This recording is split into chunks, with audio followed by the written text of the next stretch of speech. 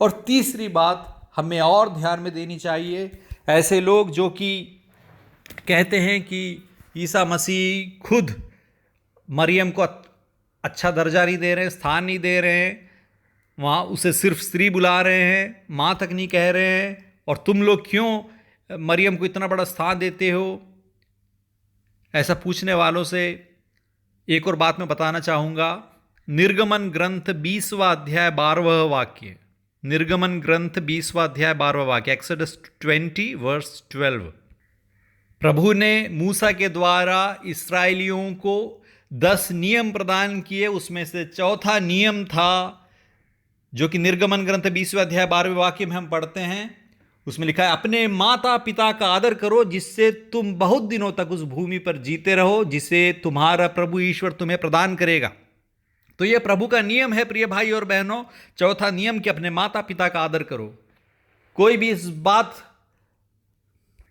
पर संदेह नहीं कर सकता कि ईसा मसीह मरियम के ही पुत्र थे, मरियम की कोख से ही जन्मे थे। तो इसका मतलब है मरियम ईसा मसीह की मां है, इस बात को कोई भी नहीं ठुकरा सकता। तो यदि मरियम ईसा मसीह की मां है तो माता पिता का आदर करो, इसका अर्थ है ईसा मसीह को अपनी मां का आदर करना होगा, क्योंकि यह प्रभु का नियम है। और प्रभु किसी नियम को भी, प्रभु मनुष्य बनकर जो इस दुनिया में जी रहे थे, वो किसी भी नियम को नजरअंदाज नहीं कर सकते। वे हर नियम का पालन करते, वो पाप कर ही नहीं सकते। वो परम पवित्र परम पावन प्रभु हैं, तो वो अपनी मां का अनादर कैसे कर सकते हैं। यदि मां का अनादर कर रहे हैं यहां पर स्त्री बोलते हुए, तो आप कहिए क्या प्रभु चौथे नियम को ठुकरा रहे हैं? क्या चौथे नियम का उल्लंघन कर रहे हैं? क्या प्रभु पाप कर रहे हैं आपके विचार के अनुसार? इसलिए कोई भी इस प्रकार का संदेह नहीं चाहिए। प्रभु ईसा मसीह ने खुद अपनी मां को बहुत ही अच्छा स्थान दिया है, क्योंकि वो इतनी विनम्र हुई, वो इतनी विनम्र हुई, वो अपने आप को उन्होंने इतना छोटा बना दिया। वो प्रभु की दासी बनकर जी। उसने कभी भी मान सम्मान को पाने के लिए पाने की कोशिश नहीं की, कभी भी पब्लिसिटी की कोशिश नहीं की, कभी भी दूसरों को नीचा दिखाने और अपने आप को ऊपर उठाने की कोशिश कभी भी माता मरियम ने नहीं की। लूकस के सुसमाचार पहले अध्याय में 47 से लेकर 55 तक, जहां पर कि हम माता मरियम का भजन सुनते हैं। पवित्र आत्मा जब माता मरियम पर आया, पवित्र आत्मा से पूरित होकर मरियम बोल उठी। मरियम नहीं बोल रही थी, मरियम के अंदर जो पवित्र आत्मा है वो मरियम से बुलवा रहा था, मरियम के द्वारा प्रार्थना कर रहा था। और वहां पर क्या पवित्र आत्मा ने बुलवाया है? 48वें वाक्य में, लूकस 1:48, क्योंकि उसने अपनी दीन दासी पर कृपा दृष्टि की है, अब से सब पीढ़ियां मुझे धन्य कहेगी। यहां पर दो बात गौर तलब है। पहली बात कि उसने अपनी दीन दासी पर कृपा दृष्टि की है, इसका मतलब है पवित्र आत्मा वहां पर माता मरियम को सर्टिफिकेट दे रहे हैं। पवित्र आत्मा कह रहे हैं कि वो एक दीन दासी है, प्रभु की दीन दासी है, इसीलिए प्रभु ने उस पर कृपा दृष्टि की है। मरियम एक दीन दासी है। और दूसरी बात, पवित्र आत्मा मरियम के द्वारा ही वहां पर प्रवचन दे रहे हैं। वो पवित्र आत्मा की भविष्यवाणी है, मरियम ने खुद नहीं कहा है, पवित्र आत्मा ने उससे बुलवाया है। और क्या लिखा है? अब से सब पीढ़ियां मुझे धन्य कहेगी। ये प्रभु का ही वचन है प्रिय भाई और बहनों, बाइबल में लिखित वचन है कि अब से सब पीढ़ियां मुझे धन्य कहेगी।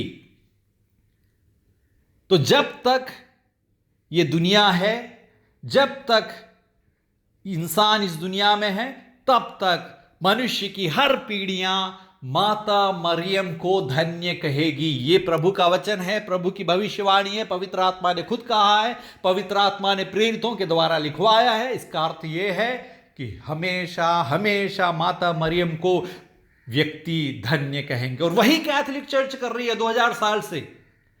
पवित्र मरियम की आराधना नहीं कर रही है। आराधना तो सिर्फ और सिर्फ एकमात्र प्रभु ईश्वर की जाती है।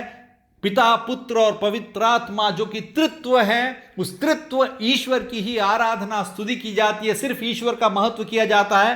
कैथोलिक चर्च कभी भी इसके खिलाफ नहीं गई है। सिर्फ एकमात्र प्रभु सत्य एक ईश्वर पर हम विश्वास करते हैं, यही है हमारा विश्वास प्रमाण। और सत्य एक ईश्वर की ही हम आराधना करते हैं। वो सत्य एक ईश्वर पिता, पुत्र और पवित्र आत्मा है। इसके अलावा किसी की भी आराधना नहीं करते हैं। पवित्र माता मरियम, वो कितनी भी श्रेष्ठ क्यों ना हो, कितनी भी पवित्र क्यों ना हो, वो प्रभु के पुत्र की मां क्यों ना बनी हो, लेकिन वो सृष्टि है, उनकी आराधना नहीं करते हैं, लेकिन उन्हें धन्य कहते हैं। क्यों?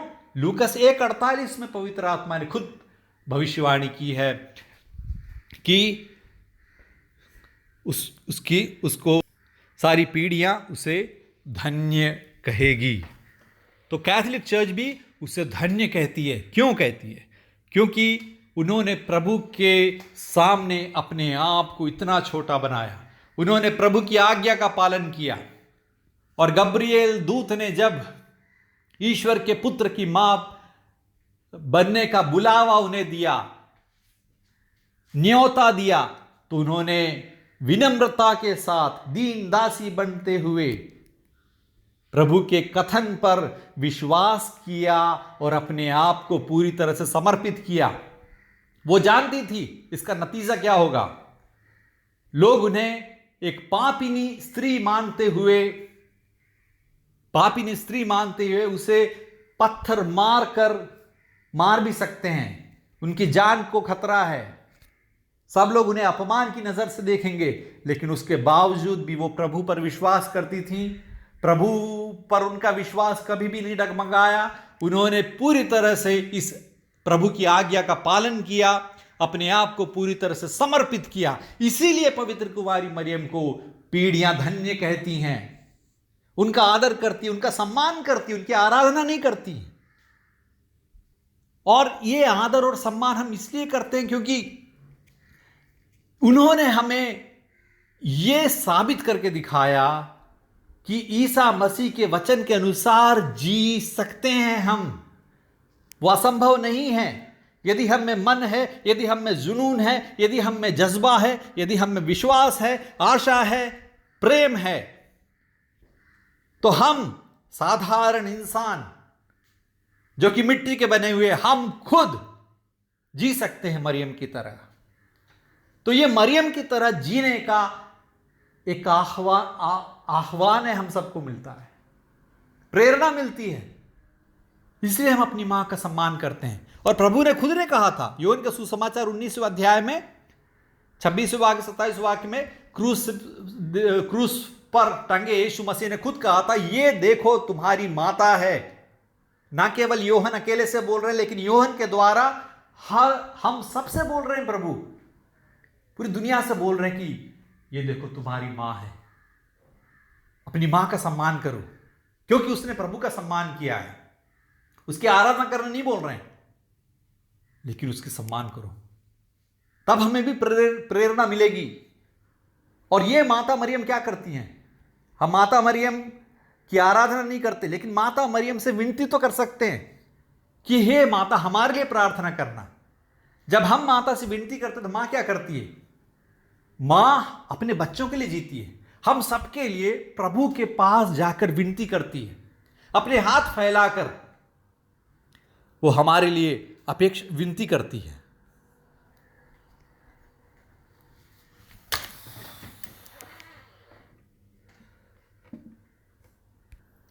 हम ईश्वर से खुद अकेले ही प्रार्थना कर सकते हैं, याचना कर सकते हैं, किसी के माध्यम के बिना ही कर सकते हैं, सही बात है। लेकिन प्रभु के वचन का भी हम ध्यान दें। योहन के सुसमाचार 15वें अध्याय 7वें वाक्य में प्रभु ने कहा है, यदि तुम मुझ में रहो और तुम में मेरी शिक्षा बनी रहती है तो चाहे जो मांगो वह तुम्हें दिया जाएगा। यदि हम प्रभु में जीते हैं और प्रभु की शिक्षा के अनुसार, प्रभु के वचन के अनुसार बहुत ही परफेक्ट तरीके से जीते हैं, तो हम जो भी मांगेंगे प्रभु हमें देंगे। लेकिन जब हम निर्बल होते हैं, जब हम कमजोर होते हैं, तो हम अपने सपोर्ट के लिए दूसरों से भी कहते हैं ना कि फादर हमारे लिए प्रार्थना करना, ये भैया मेरे लिए प्रार्थना करना, दीदी मेरे लिए प्रार्थना करना। हम दूसरों की प्रार्थना की मदद मांगते हैं ताकि हर लोग की प्रार्थना इकट्ठा हो जाए और हमारी आवाज प्रभु तक पहुंचे, प्रभु की कृपा दृष्टि हमें प्राप्त हो। तो उसी प्रकार हम माता मरियम से भी याचना कर रहे हैं। माता मरियम हमारी मां है, उस मां से कह रहे हैं मां हमारे लिए विनती करना प्रभु से। क्यों? और माता मरियम की बात को प्रभु कभी नहीं टाल सकते। क्यों नहीं टाल सकते? क्योंकि प्रभु ने खुद कहा है यूहन्ना का सुसमाचार 15वें अध्याय 7वें वाक्य में, यदि तुम मुझ में रहो और तुम में मेरी शिक्षा बनी रहती है तो चाहे जो मांगो वह तुम्हें दिया जाएगा। और माता मरियम हमेशा प्रभु में जीती थी और प्रभु उनमें जीते थे। हमेशा वो पवित्र आत्मा का आलय बनकर जी, कभी भी उन्होंने पाप नहीं किया, कभी भी कुछ गलत नहीं सोचा, गलत की नहीं किया उन्होंने। और उन्होंने हमेशा प्रभु के कथन का पालन किया, प्रभु की दासी बनकर जी। ईसा मसीह की मां होने का अधिकार न जताते हुए ईसा मसीह के बातों को सुनती थी, ईसा मसीह को अपना गुरु मानती थी, ईसा मसीह की शिष्य बनकर जी। इसीलिए मरियम जो भी मांगे प्रभु को देना ही पड़ेगा। इधर प्रभु की प्रतिज्ञा है, प्रभु का प्रॉमिस है। इसीलिए ऐसा नहीं कि हमारी विनती कमजोर है, लेकिन हम प्रभु से डायरेक्ट प्रार्थना कर सकते हैं, करनी चाहिए। हम माता से भी विनती करते हैं कि माता हमारे लिए प्रार्थना करना, ताकि प्रभु हम पर ध्यान दे, हमारी प्रार्थना को सुने। इस अर्थ से इसे देखना चाहिए। इसलिए हम ध्यान दें कि हम आराधना केवल और केवल एकमात्र प्रभु ईश्वर की करते हैं, जो कि सत्य एक ईश्वर हैं। पिता, पुत्र और पवित्र आत्मा ही सत्य एक ईश्वर हैं। हम उनकी आराधना करते हैं, उनकी महिमा गाते हैं और किसी की नहीं गाते हैं। हम पवित्र कुमारी मरियम से सिर्फ विनती करते हैं कि हमारे लिए प्रार्थना करना। वो तो हम हर इंसान से भी करते हैं ना, अपने दोस्तों से बोलते हैं कि हमारे लिए प्रार्थना करना, प्लीज़ विनती करना। ये सब उसी तरह से इसे देखने की कोशिश करो। ईसा मसीह यदि सूर्य हैं तो पवित्र कुमारी मरियम एक चंद्रमा की तरह है। चंद्रमा में अपने आप में ज्योति नहीं होती, प्रकाश नहीं होता। सूर्य के प्रकाश को वो प्रतिबिंबित करती है, रिफ्लेक्ट करती है। तो उनके अंदर जो ईसा मसीह बसते हैं, उनके अंदर जो पिता, पुत्र और पवित्र आत्मा त्रिएक ईश्वर बसते हैं, उसका प्रकाश है माता मरियम के जीवन से निकलता है। उसी प्रकार हम भी, जैसे गलातियों के पत्र 2 अध्याय 20वें वाक्य में संत पौलुस हमें याद दिलाते हैं, गलेशियंस 2:20, कि अब मैं नहीं, ईसा मुझ में बसता है। उसी प्रकार मरियम नहीं, मरियम में पिता, पुत्र और पवित्र आत्मा सत्य एक ईश्वर बसता है, और उसका प्रकाश हमेशा उनके जीवन से निकलता है, उनके मुख से आता है। तो ये है, इसीलिए हम पवित्र कुमारी मरियम का सम्मान करते हैं, उन्हें धन्य कहते हैं और उनसे विनती करते हैं कि हमारे लिए प्रभु से प्रार्थना करना। आप ध्यान दे सकते हैं। प्रणाम मरियम कृपा पूर्ण, प्रभु तुम्हारे साथ है, धन्य है तुम स्त्रियों में और धन्य है तुम्हारे गर्भ के फल, हमारे प्रभु यीशु मसीह। हे संत मरियम परमेश्वर की माँ, प्रार्थना कर हम पापियों के लिए अब और हमारे मरने के समय, आमीन। हम माता से नहीं बोल रहे हैं कि हमें अनुग्रह देना, क्या कह रहे हैं? प्रार्थना कर हम पापियों के लिए। माता से कह रहे हैं कि माता हमारे लिए प्रार्थना करना, ये बोल रहे हैं। माता की प्रार्थना के बिना भी प्रभु हमें अनुग्रह दे सकते, उसमें कोई डाउट नहीं है। लेकिन क्या हम उसके लिए तैयार हैं? हमें सोचना है, देखना है। और माता से जब हम प्रार्थना करते तो माता ज़रूर हमारे लिए हमारी प्रार्थना को और स्ट्रांग बनाती है और मजबूत बनाती है। हमारे लिए प्रार्थना करते रहती है माता, क्योंकि माँ का दिल हमारे लिए तड़पता है, पिघलता है। हमें यीशु मसीह के पास ले जाना ही माता के जीवन का एक लक्ष्य है, और कोई लक्ष्य नहीं है। माता को कोई महिमा नहीं चाहिए, तुम लोगों से किसी से महिमा नहीं चाहिए। क्यों? तुम्हारी महिमा किसको चाहिए? अरे ईश्वर खुद उनका इतना बड़ा सम्मान कर, जब ईश्वर खुद सम्मान कर रहे हैं तो हम कौन होते हैं माता को सम्मान? उससे बड़ा सम्मान तो हम दे नहीं सकते। उनका आदर तो हम, उससे बड़ा आदर तो हम कभी कर नहीं सकते। ईश्वर ने खुद उसका आदर किया है, उसे अपने पुत्र की माँ बनने का सौभाग्य देते हुए वो कृपा प्रदान करते हैं। क्योंकि ईश्वर ने अपने पूरे ज्ञान में, संपूर्ण ज्ञान में ईश्वर ने देखा कि संसार में यदि कोई इसके योग्य है तो वो सिर्फ ये व्यक्ति है। वो तो ईश्वर का फैसला है। ईश्वर से ज़्यादा बड़े तो हम हैं नहीं, तो हम किस बात का घमंड करते हैं, क्यों उसका अनादर करते हैं। कृपया माता मरियम का सम्मान करें, उनकी आराधना नहीं लेकिन उनकी विनती करें, और इसे समझें कि कैथोलिक चर्च क्या सिखाता है, कैथोलिक चर्च क्या करता है, और इसे गलत फहमी फैलाने की आवश्यकता बिल्कुल भी नहीं है, कतई नहीं है। आप इस बात को समझने की कोशिश कीजिए। प्रभु आपको अनुग्रहित करे।